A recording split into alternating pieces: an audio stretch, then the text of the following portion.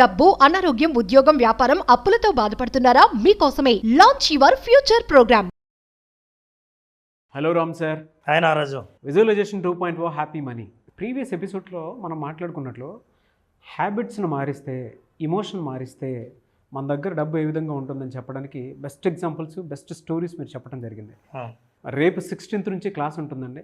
మీ దగ్గర డబ్బు నిలవట్లేదు అని అంటే దానికి గల ప్రధాన కారణాలు ఏంటో మీకు కొన్నిసార్లు కూడా అర్థం కాదు. సో అది మీ దగ్గర డబ్బు నిలవాలి అని అన్నా, లేదు అనుకుంటే డబ్బుకు సంబంధించినటువంటి ఎడ్యుకేషన్ మీకు కావాలి అనుకున్నా కూడా కంప్లీట్గా విజువలైజేషన్ 2.0 హ్యాపీ మనీలో మాత్రమే దొరుకుతుంది. సో 16th జరగబోయేటువంటి క్లాస్కి మీరు వెంటనే ఎన్రోల్ చేసుకోవచ్చు. So coming to subject and అటువంటి వాటిల్లోనే ఈ వీడియోలో ఏం చెప్తున్నారు నారాజు? మనం మొదటి నుంచి ఒకటి చెప్తూ వచ్చాం. ఈ విజువలైజేషన్ కాన్సెప్ట్ స్టార్ట్ అయినప్పటి నుంచి యద్భావం తద్భవతి. ఈ విషయాలు చాలామందికి తెలుసు. అంటే భావించడానికి, జీవించడానికి చాలా దగ్గర సంబంధం ఉంది. భావించడం ఎక్కడి నుంచి వస్తుంది?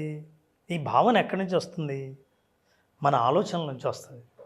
హ్యాపీ మనీ అనే ప్రోగ్రామ్కి అటెండ్ అవుతున్న వాళ్ళు కానీ, ఈ ప్రోగ్రామ్ చూస్తున్న వాళ్ళు కానీ, హ్యాపీ మనీలో మనం చెప్పబోతున్నది ఏంటంటే జీవన పరిస్థితులు ఎవరికైతే ఏదైతే ఉన్నాయో, జీవిత నాణ్యత ఎలా ఉందో, జీవితం యొక్క నాణ్యత మనిషి యొక్క ఆలోచనల నాణ్యతకు సంబంధించి ఉంటుంది.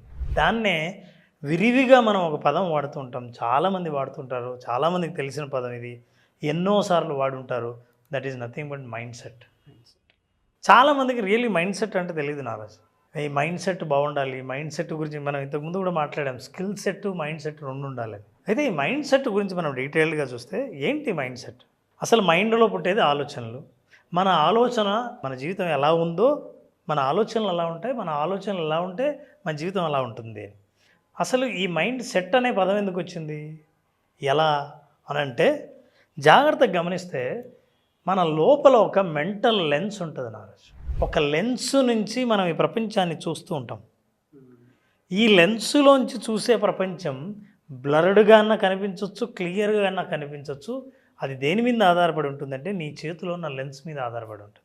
ఈ లెన్స్ ద్వారా మనం చూస్తాం కాబట్టి చూసిన దృశ్యానికి మనకు ఫ్రేమ్ కట్టుకుంటాం, లోపల సెట్ అయి ఉంటుంది. దాన్ని, ఆ దృశ్యాన్ని సెట్ చేసి ఫ్రేమ్ పెట్టుకుంటాం కాబట్టి మెంటల్ ఫ్రేమ్ అని లేదా మైండ్ సెట్ అని అంటాం. అసలు ఈ మైండ్ సెట్ జీవితంలో అంత ప్రధానమైందా, చాలా ఇంపార్టెంటా అని అంటే ఎస్. మీ మైండ్ సెట్ని బట్టే మీ జీవితం ఉంటుంది. వాస్తవ పరిస్థితులతో సంబంధం లేకుండా మీరు జీవితాన్ని ఎలా అనుభవిస్తున్నారో, ఎలా ఆస్వాదిస్తున్నారో తెలియాలంటే మీ మైండ్ సెట్ ఏంటో తెలియాలి. ఈ మైండ్ సెట్ ఎందుకు తెలియాలి అంటే చూడండి, మైండ్ సెట్ యాటిట్యూడ్ని డిసైడ్ చేస్తారు. మనిషి వైఖరి, ఆలోచన విధానము ఎలా ఉందో, మైండ్ సెట్ అంటే ఇవన్నీ కలిసి. వైఖరి ఎలా ఉంటుందో ప్రవర్తనలు అలా ఉంటాయి. That is behaviour.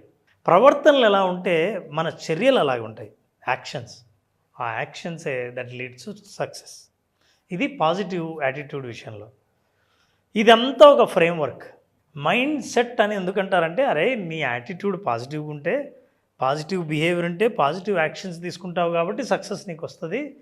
Negative attitude ఉంటే, నెగిటివ్ బిహేవియర్లో నెగిటివ్ యాక్షన్స్, నెగిటివ్ డెసిషన్స్ తీసుకుంటే ఫెయిల్యూర్ వస్తుంది. ఇదంతా ఒక ఫ్రేమ్వర్క్. ఈ ఫ్రేమ్లో ఉన్న సెట్ కాబట్టి ఇది మైండ్ సెట్ అంటారు. మైండ్లో ఉన్న ఫ్రేమ్ కాబట్టి దీన్ని మైండ్ సెట్ అంటారు. సో ఈ మైండ్ సెట్ గురించి చాలా ముఖ్యమైనది.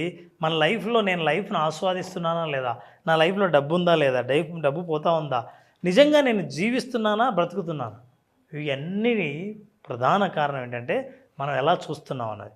ఇది నేను పెట్టిన పేరు కాదు నారాజు. మైండ్ సెట్ అన్నది అందరూ వాడేంత మామూలు పదం కాదు. మైండ్ సెట్ అనేది ఒక ప్రముఖ సైకాలజిస్ట్ క్యారల్ డ్వెక్ అనే ఆవిడ పేరు పెట్టింది మైండ్ సెట్స్ అని.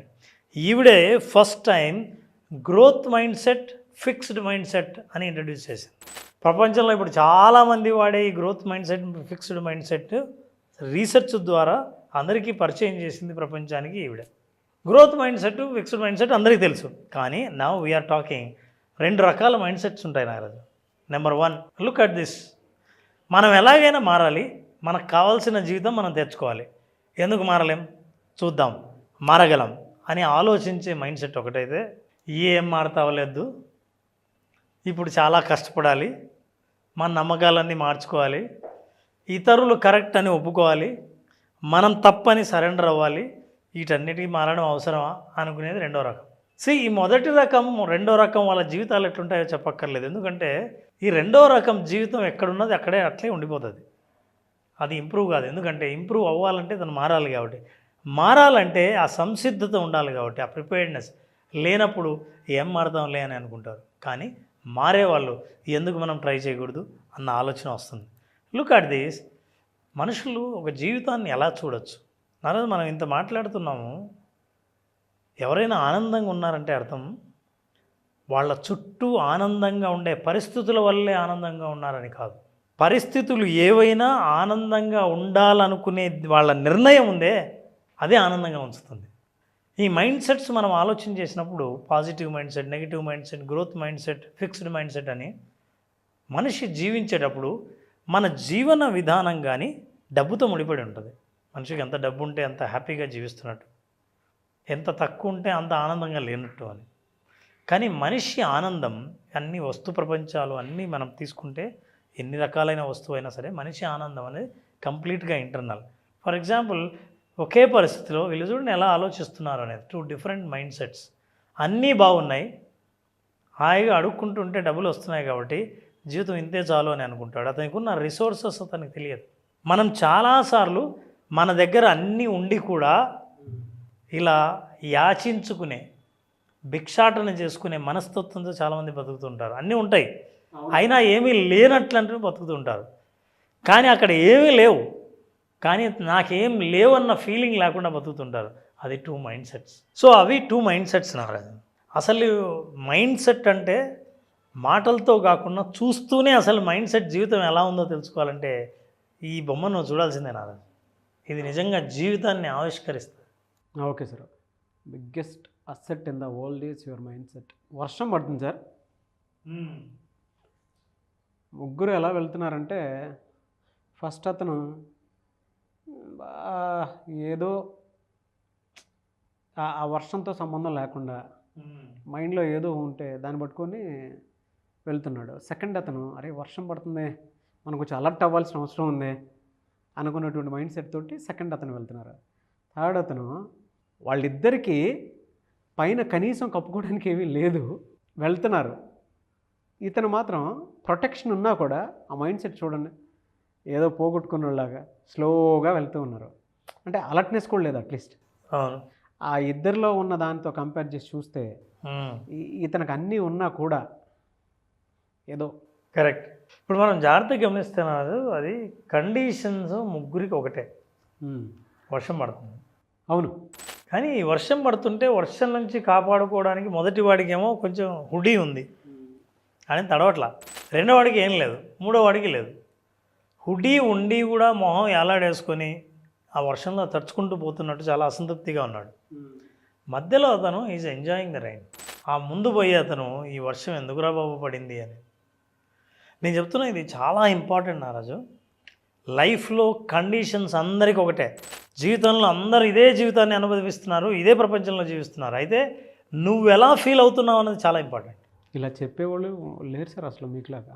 కండిషన్ అదే ఉంటే, అదే వర్షాన్ని ఎంజాయ్ చేసే వ్యక్తి నా పక్కనే ఉన్నాడు, కానీ వర్షాన్ని తిట్టుకునే వ్యక్తి దాని పక్కనే ఉన్నాడు. వర్షం కామన్. ఇంకో వ్యక్తి నిజంగా వర్షంలో తడవకూడదని అనుకుంటే అతనికి కాపాడేది ఉంది, అయినా అది నాకు ఉందే అని ఎంజాయ్ చేయట్లేదు. So this is exactly the life situation is that. ఎప్పుడైతే మనకు ఏదైతే లేదని అనుకుంటామో, నిజంగా లేకపోవడం కాదు, యద్భావం తద్భవతి అంటే అదే. ఉంది లేదని నువ్వు భావిస్తున్నావు. కొంతమందికి లేదు లేకపోయినా ఉన్నట్లు ఆనందిస్తున్నాడు. అంటే ఇది మన చేతిలో ఉంది తప్ప పరిస్థితుల చేతుల్లో లేదు అని స్పష్టంగా ఈ చిత్రం ద్వారా తెలుస్తుంది. This is exactly what I wanted to say about the mind sets. ఈ మైండ్ సెట్స్ నుంచి మనం జీవిత పాఠం కనుక నేర్చుకుంటే ప్రతి విషయంలో విజువలైజేషన్ 2.0 ఏం చెప్పబోతుందో కూడా తెలుస్తుంది. అంతేగా Naraju, look at this how we think. We only live once. జీవితం ఒకటే, ఆనందించాలి. చాలా పాజిటివ్గా ఉన్నట్టుంటుంది. కానీ ఇంకా ఇంకా ఆలోచన చేస్తే అరే ఇది కరెక్టే కదా మనకు అనిపిస్తుంది. జీవితం ఒకసారి మనం ఆలోచిస్తున్నామని, ఒక జీవిస్తున్నామని. కానీ వాళ్ళ ఫ్రెండ్ ఏమంటున్నాడంటే wrong. We only die once, we live every day. Positive mind set, negative mind set. అసలు మనం ఒక్కసారే రా లైఫ్, ఒకటే రా జీవితం అని అనుకుంటాం. మనం జీవించేదే ఒకసారి. నో, మనం చచ్చిపోయేది ఒకసారి, కానీ జీవించేది ప్రతిరోజు జీవించవచ్చు. ఇంత కొత్తగా ఆలోచించవచ్చు. సో ఇలా మన చుట్టూ రకరకాల వ్యక్తులు ఉంటారు. మనం ఏ కేటగిరీయో తెలుసుకోవాలి. Some people want it to happen. పక్కనే ఉంటుంది బాలు, అతను టచ్ కూడా చేయలేదు, కానీ అది ఆ బాస్కెట్లో పడితే బాగుంటుంది అని అనుకుంటుంటాడు. రెండో వ్యక్తి ఏం చేస్తాడు తెలుసా, ఇది పడితే బాగుండని దాన్ని పట్టుకున్నాడు కానీ ప్రయత్నం చేయలేదు. మూడో వ్యక్తి ప్రయత్నం చేస్తున్నాడు. కొందరేమో ఇది ఎట్లా అవుతుందా అని ఆలోచన చేస్తారు, ఇది ఇంకా కాలేదే అని కొంతమంది అనుకుంటారు. అయ్యేదేంటి, ఆలోచించేదేంటి, వేస్తే పోలా అని మూడో వల్ల యాక్షన్ తీసుకుంటారు. They are the winners. నేను చూపించిన అందరికీ అన్నిట్లోనూ నాగరాజు, జీవితం అందరికీ ఒకటే, కానీ మీ ఆలోచన విధానంతో జీవితాన్ని మీరు ఎలా మార్చుకుంటున్నారు అన్న విషయం ఆలోచించకుండా పరిస్థితులు మారాలని మీరు ఆలోచించినంతకాలం పరిస్థితులు మారవు, మీరు మారరు. This is what actually I wanted to say. ఎందుకు మారరు అంటే, number 1, people like status quo. ఉన్న చోట ఉందామని ప్రయత్నం చేసి ఎగిరి చిన్న జీవితంలో ఉన్న పెద్ద జీవితం జీవించాలంటే ఎగరాలనే ప్రయత్నం నువ్వు చేయకుండా అట్లా ఉండడం వల్ల స్టేటస్ కో అంటే ఉన్న పరిస్థితిలో కంఫర్ట్ జోన్లో ఉన్నంత శత్రువు మీ సక్సెస్కి ఇంకెవరు లేరు. అందరూ ఉన్న పరిస్థితి చాలని అనుకుంటారు, స్టేటస్ కో కోరుకుంటారు.